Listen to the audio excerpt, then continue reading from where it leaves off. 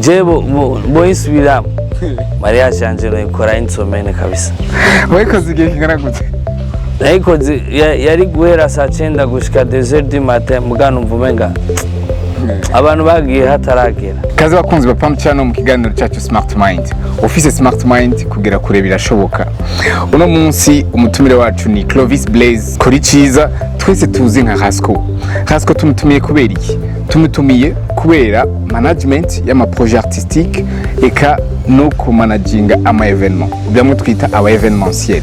Abisemwe uburambe heza imyaka itari mike abikora twese tukabibona mbe bigenda gute?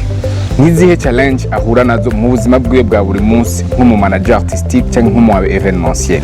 Kaze uno munsi mu kiganiro cyacu Smart Mind. Jenny Branlin zihindura.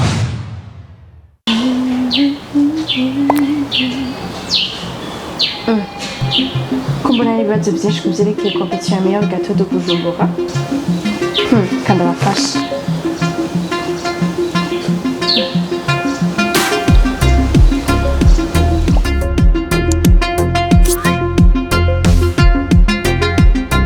Ihiganwa rero rizoba mu minsi ibiri, hariho le 5 mars hazoba présélection hamwe na grande finale izoba le 12 mars bizobera kuri Hotel Royal Palace.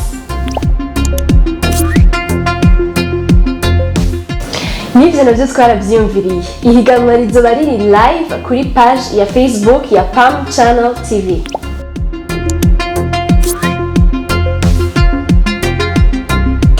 Abipfuza kwishikira muri finale rero murahawe ikaze cyane kuri Hotel Royal Palace de 17h à 21h basha mutesa en tenue de ville kubera iki azoba ari soirée de gala hanyuma droit d'entrée azoba ari Kaze Rasko. Murakoze cyane kunyakira. Turishimye cyane kubakira muri Pam Channel. Aje ndajewe sana kuhashika namanza nabandi nkaherera inyuma y'amakamera. Santi sana umunsi nanje banyakiriye bana. Yes, ni umunezero cyane kubakira muri abantu muko muragira icyo mukoze kugira hazi impinduka haba muri organisation artistique cyangwa ama evenement hano mu gihugu cyacu. Turakunezerewe kugira muri mu Burundi hama tunakwankuraja kubandanya ubikora. Asante sana vraiment naje ndanezerewe nta n'ikindi gihugu nifuza kubamo. Ikibazo cyacu cya mbere twifuza kubabaza ku bwanyu kubera iki mwahisemwo umwuga wo kumanaginga des projets artistiques n'ama evenement? Bon ndivuga si je nabihisemo ahubwo nivyo vyampisemo. Nije vyahisemwo kuko ibi abantu babona ubu ni ibintu vyaje il y a très longtemps. Chiga muri secondaire si tu veux dukora ama evenement binjira kwijana VIP yacu ari December turonka gasonga bugari n'umuntu akwicara iruhande mugabo urumva n'urugendo rwagiye ruraza kuko nakuye muri monde ya artistique inakuye muri monde événementiel nakuze ndabibona so duko ngira ngo niho vyavuye nanje ca ndafatwa aho nyene ca biraduka. Ni mwigeze mugira un objectif spécifique mwihaye kugira mu bibandanye kuko abantu bose barashobora kugira iyo gukurira muri iyo monde ariko ugasanga bivanye no kutagira vision ugasanga navyo babandanije mwebwe kubera iki mwabandanije guhera ico gihe? Nibaza ko ahanini cabaye ikintu kiri mu bintu binjohera hanyuma ikindi kwari kubera uko nagenda kura nagenda abona umenga abarundi turatinya ama evenement yose yahaba maze gukora gatoya nabona kogwa n'abaganda batanzania aba Kenya hanyuma ndavuga ni none ibi bintu nishaka kubandanya guca kuko natwebwe abarundi hariho nivo turiko turashoboye kubitegura waye umuntu aza agakora mu gihugu cy'iwacu amafaranga akayora agatwara iwabo cyangwa akaza agakora amadega akisubirira iwabo ndavuga no ibi bintu ifoko ndabibandanya hanyuma tukazoza turahindura tukazoza turameliora tukazobishikana kwindi level international aho dushobora kubakira n'abandi bashitsi baje ariko tukabakira twebwe nyene nk'abarundi yose. Eske uno munsi muriko muraraba rero urugendo mwagize guhera ico gihe gushika uno munsi vous êtes satisfait? Cyane kuko avant nta stage twari dufise, ubu zirahari ni nyinshi, nta sound nini twari dufise, ubu zirahari ni nyinshi. Avant nta n'abartiste bagaragara. Iyo mvuze abartiste nuko abantu benshi baca batahura abaririmvyi, no ndavuga mu cyo yose, mu baririmvyi, mu ba comedians, mu bakora amaslam, mu bakora amateatre, mu bakora lutu, vyari vyinshi twari bloqué quelque part tutazi. Mugabo uyu tu vois avec le temps amatalent agenda ariyongera uko buke uko bwije. Ubu turasa professionnel muri danse, turasa professionnel mu kwambara, turasa professionnel dans tout mu madomaine presque yose. Ubu ntushobora kuburamo umuntu, umwana w'igihugu, umwana w'umurundi akora ico kintu. Bisigura ko twebwe nyene turashobora gukora naho yo bari evenement igakorwa 100% n'ibikoresho byo nga mu Burundi, igakorwa 100% n'abartiste b'abarundi, igakorerwa 100% nga mu Burundi n'ababitegura tukaba turi abarundi. Iyo oyo niyo mbona ko ari success nini umuntu ashobora kuba yarashitseko. Uno munsi ushaka kuvuga ko hari iyo success yabaye, ariko eske nta tuntu tukibuze uno munsi mu manager artistique nka wewe yovuga ko akeneye iki? Ni byinshi kuko urabona iyo muri monde artistique keneye ibintu byinshi. First of all ikenera uburyo. Ubwo buryo nabwo urumva twebwe ni karatatatu kabisa sinokubesha. Benshi muri twebwe turi papa tukimama kugira ngo evenement ikunde, kugira ngo umu artiste aduge, nta bufasha buboneka buhari. Ariko malgré tout ça n'abagerageza kubutanga ni kumperezwa nyene kabisa. Ni biba biri mu buryo umuntu butogaragara yuko buhagije.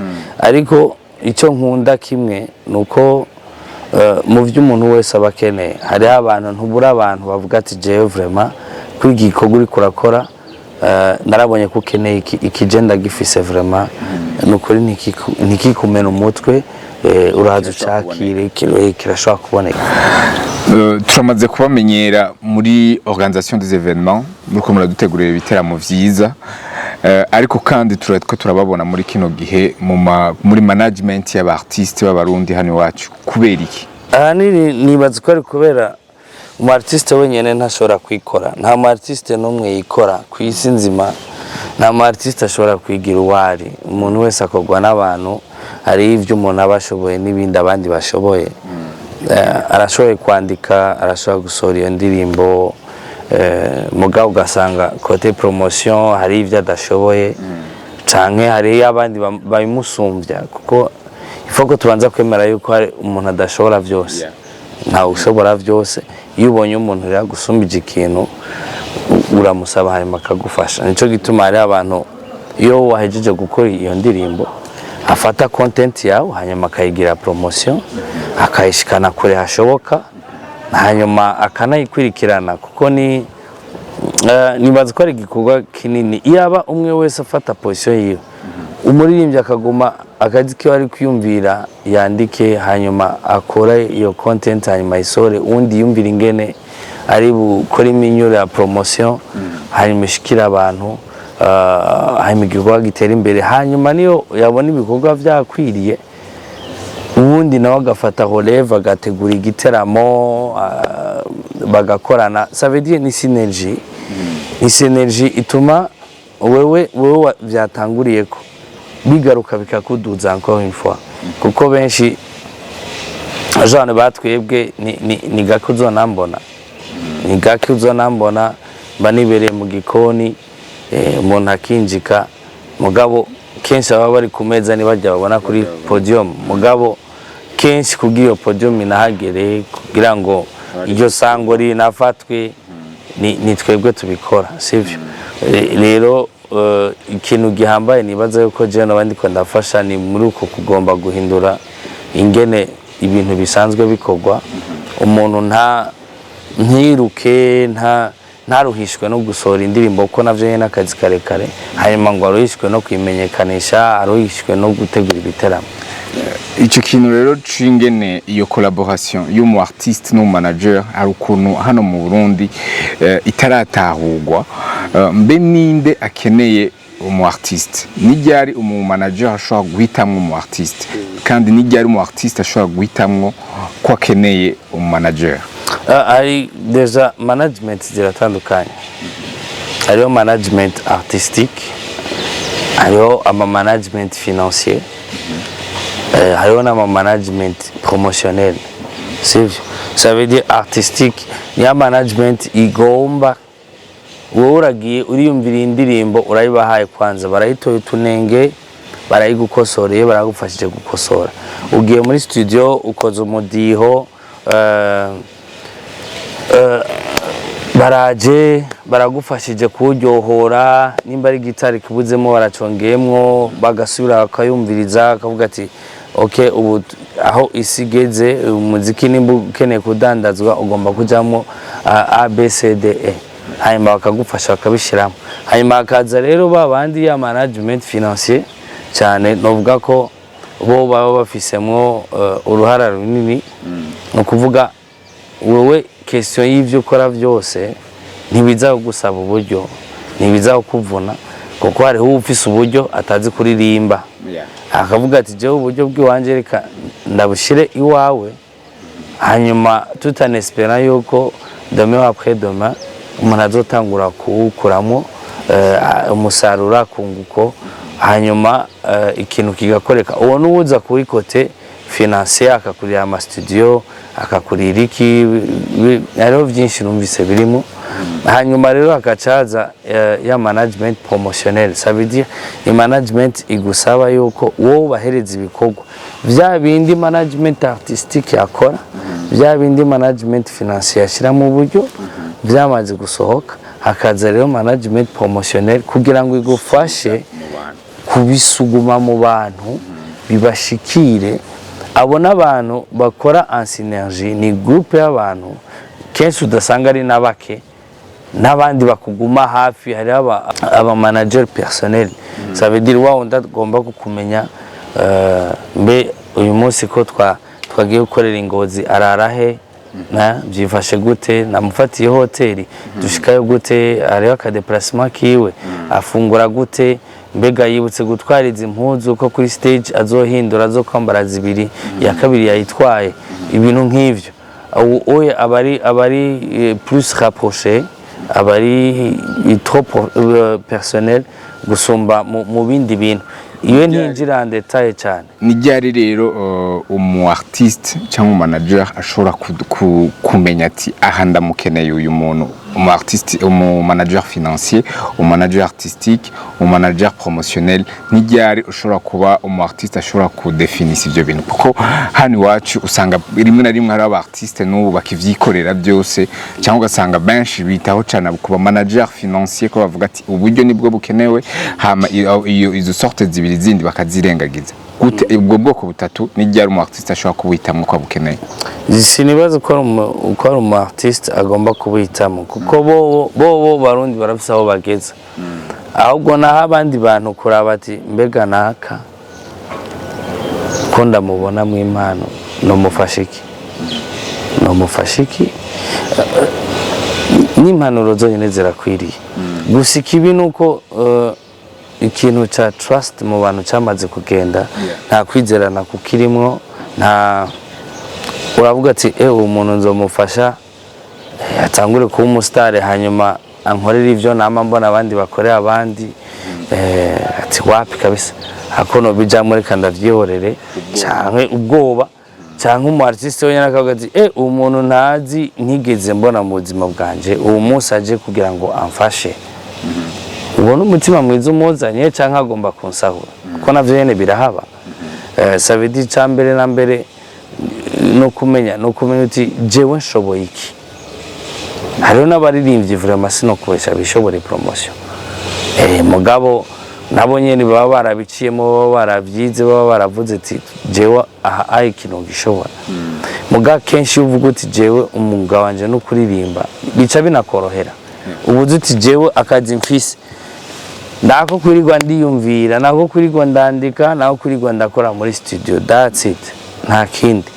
Rero ubwo bwoba kugira ngo buze buhere mu bantu nuko abantu bategerezwa kudefinisa abantu nti barahura ari babiri hanyuma bakagipfundika aho bagipfundikiye bakagipfundika nk'imikino ejo ugasanga carabaye mu bibazo tu vois mwariko murayaga ibintu bigiyemo business iyo bitanguye kuzamo amahera kwa bitaba byateguwe kare nta mushinge wavyo buhari savedi nko kuzana amatafari ukayobakira ku mucanga akayaga naho kazari gato akarayisenyura kuko nta mushinge buhari. Umushinge se kwa umushinge nuko mwicara hasi hanyuma umwe wese akamenya akazi kiwe hanyuma umwe wese akamenya ati jewe mfisemwe akunguko kangana gutya mukavyumvikana hanyuma mukarondera n'ubujejwe amategeko no mu mategeko amakara kw'ivyo bintu mwemeranije atagaca mutwe karimwo canka atabindi bizogaruka hanyuma mukihereza umwanya muto mukaguma muhonovera hako mukwereza munini bigacikira hagati ça veut dire oriyo yo gufata ngo tugiye gukorana kugiye kingana n'umwaka hera kuri 3 mois ubanze umushimira ibikorwa n'abashimira ibikorwa vyawe hama turama zigenze neza muje kuri 6 mois 6 mois zigenze neza muje ku mwaka kuko biragupermeta aussi muri iyo 3 mois nimba uvuga ati bwawe ndi wa muntu yajambesha nta kinashoboye biraguhereza umwanya muto wo guhagarika ayo masezerano hanyuma ukarondera ugashakisha undi muntu canke ukarondera ukundi kuntu bikora mugabo iyo wihaye umwanya muremure ça veut dire ashobora kubikinebwe cyo gukora kuva ku ntango kugira rero zo mwihangane kugira wa mwaka uzurinda uhera wararushe niho hava bijya bibazo byinshi wumva yego. Alors muri ivyo byose tubwiye ni yahe quelles sont les qualités d'un manager mwiza haba muri événementiel canke muri côté yo managinga abartiste? Ubikora neza n'ubimenyereye ubikora neza n'ubona yuko muri ako gakino bose barimwo kuko kenshi umwe wese araba ses propres intérêts hanyuma ugasanga nyene hariho iminyuro imwe musanga mutarize mbega mwarashizemo yuko niyo mwakorana azokorana nawe gusa ikintu cyose kazogira ko kizorinda guca iwawe canke hariho tumwe azoracisha ku ruhande yimirire hama nawe burarindira utwo tuntu parce que bavuga ngo le diable se trouve toujours dans les détails. Hariho tu détails tumwe usanga yaba mu manager cyangwa mu artiste yirengagiza ugasanga utwo tu détails nitwo turiko turica ibintu sivyo. Iyo rero mvuga nti mu manager mwiza yoba ameze gute no muntu yobanza akadefinisa akazi kiwe do A a Z agomba gukora hanyuma ko kazi akamakinga sure yuko agomba kugakora hanyuma twese turabizi ko hari igihe umuntu yemera ikintu ugasanga après x temps aca gishoboye ni viza kuvugana n'umuntu mwatanguranye igikorwa ukamuga ati burya bya bindi nakwemerera ndiko ndabona umenga ubu muri iki gihe ntavyo ndiko ndashobora neza tucige gute tugihindure gute tugihinyanyura gute canke tucongere ko mwanya gute kugira ngo nanje nipange nawe ushobora vyose kuko twese ntituri Imana. On doit pas être trop parfait kuko on n'est pas Dieu. Mugabo iyo umuntu arinze aja muri monde professionnel ça veut dire hariho ama base aba hari utegerezwa konoha ça veut dire wowe waremereye umuntu yuko uzomurihira studio audio inchuro 200 indirimbo 200 ku mwaka waramwemereye video 10 ku mwaka hanyuma inyuma y'utwo akadeplacement waremeye ko uzokasura waremeye ko wasura inzabamwo waremeye ko wasura ivyo yambara agiye muri concert moyena pourcentage mu mahera peut-être azokwinjiza plus tard. Ayo mukaca usanga management ubwayo harinze hagera mu kwa gatandatu mu kwindwi bamaze gusohora indirimbo imwe audio. Ça veut dire quelque part quelque part hari amangagement ya autonoye. Aho naho hari gihe bivana n'umu artiste ugasanga wa artiste yari yakwemeye ko izo ndirimbo zifise kumbe ntazafise kumbe ntazagomba gusohora. Là le problème iri ku artiste. Hari n'igihe usanga umu artiste byose biri tayari akazi kwereka ukanazishima muga kote management ugasanga uburyo vraiment bwarakeshe nta bugihari.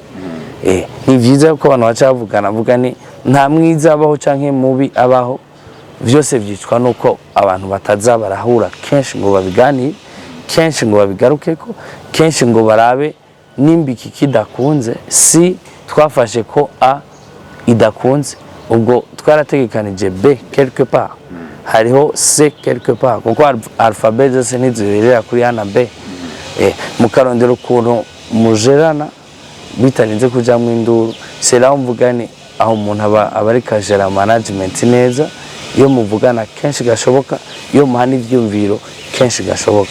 Murakoze cyane.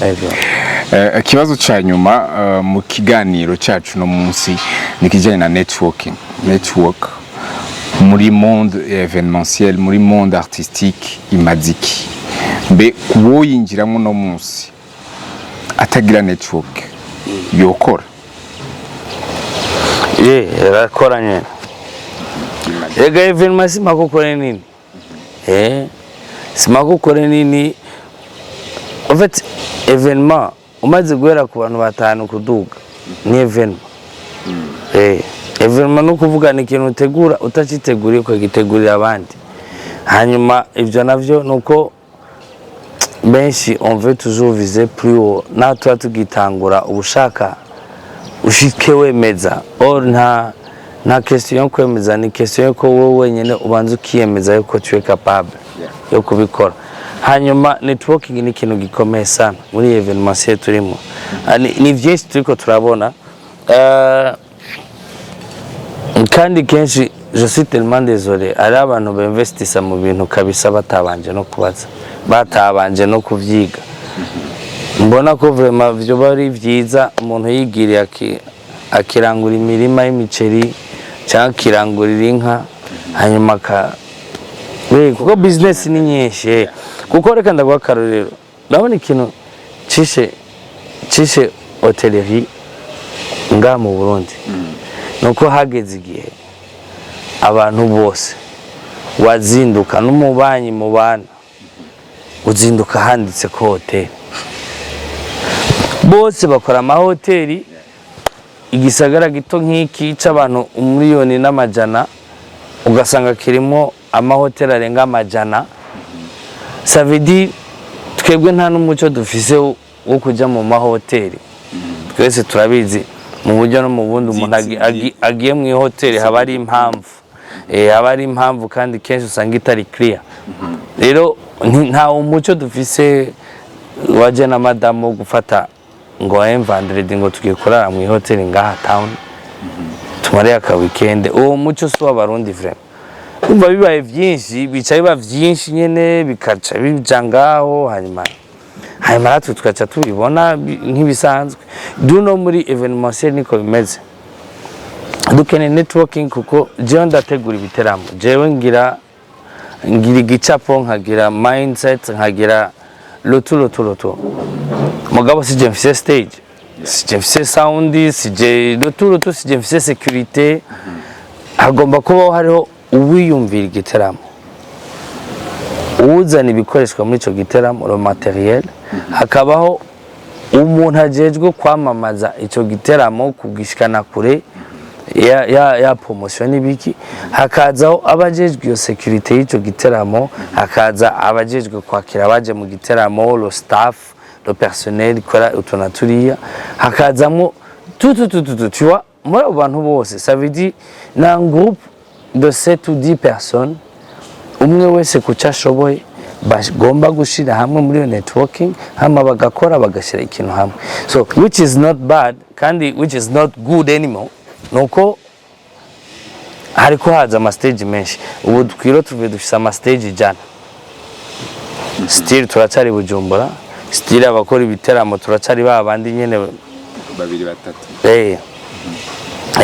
Ababikora ni benshi mugabo injyamunyu abona iti injyamunyu abona ita ko abafata amariski apana babizi gusumba abandi. No, umuntu ashobora kwitika risk kaza akavuga ati jewe mafu kandi abikore tu indege irashe nibake, sivyo?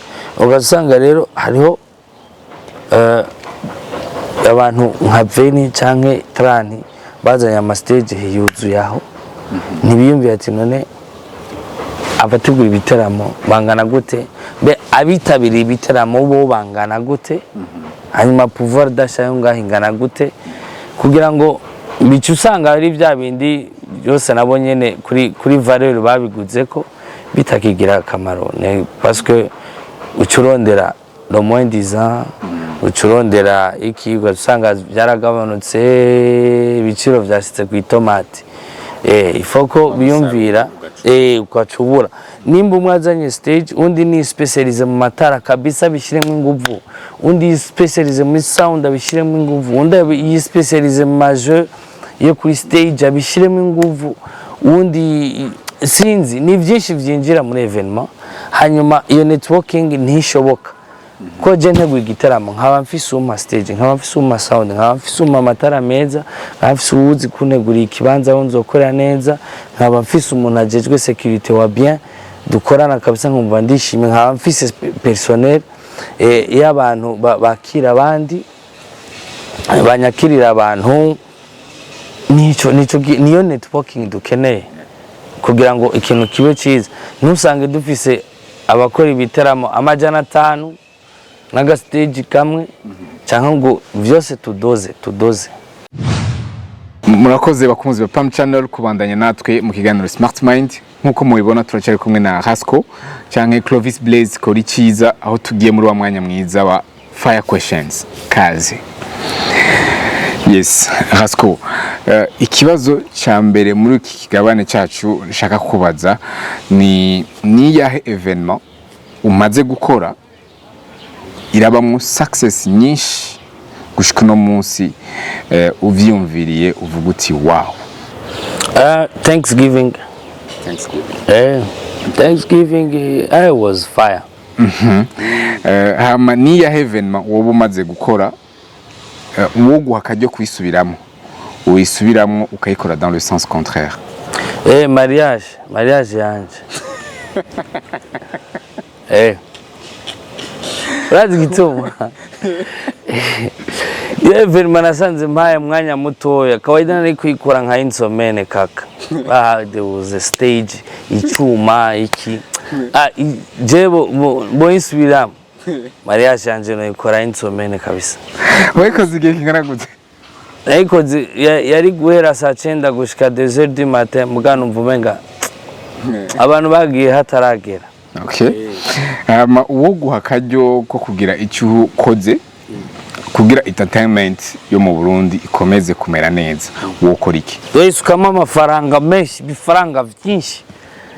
Mugabe bifaranga bitaje nyene mu minyoro idatahuritse, bifaranga bifite inzira nico bije gukora kuko you know what, entertainment ku bantu babizi hari ibihugu bibeshejweho nico batarima batagira no bafise ikibanza cizima nabahaye nabico bakora bayikoramo ama evenement gusa, hanyuma igihugu gatungwa n'ama evenement.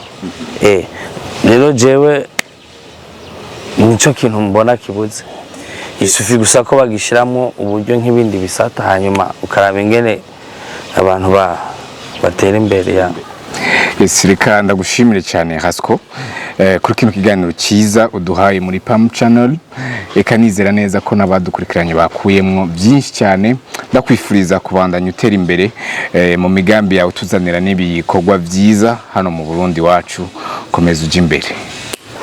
Asante sana vraiment, basubira kutwemera ko dukora n'ubu turacabasaba nibatwemera ko dusubira gukora turi hasi yanyu vraiment mwatwemerera n'ukuri turiteguye sana turiteguye merci ntituzohaturira gusa mugabo tuzokora ibintu vya bon. murakoze bakunzi ba Pam Channel gukurikirana ikiganiro Smart Mind. Turumvise challenge ziri muri evenementiel canke gutegura ibiteramo hano mu Burundi wacu, eka n'ibindi bikorwa bijanye no gutunganya ibikorwa by'abaririmvyi n'abanyatugenegene. Turumvise ivyo Rasko atubwiye, turumvise ibikenewe hamwe uwo muha amahigwe akagira icyahinduye, nahacu twese gukomeza kuraba ico dushobora gukora kugira dukomeze kunagura ibijanye no gutegura ibiteramo eka no gutunganya ibikorwa by'abanyatugenegene cyangwa aba artiste mu buryo bw'ikinyamwuga. Murakoze bakunzi ba Pam Channel.